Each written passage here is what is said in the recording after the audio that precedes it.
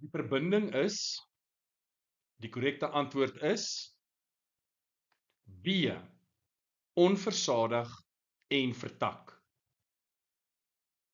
Eerstens sien ons 'n dubbelbinding tussen twee koolstofatome. Hierdie molekule is dus onversadig.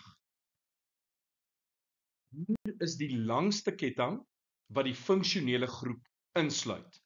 Ons gaan dus begin nommer 1, 2, 3, 4.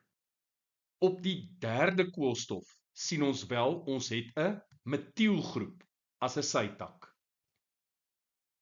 So, wat is die IUPAC naam van hierdie onversadigde, vertakte koolwaterstof? 1, 2, 3, 4. Ons het 4 koolstowwe in die hoofketting.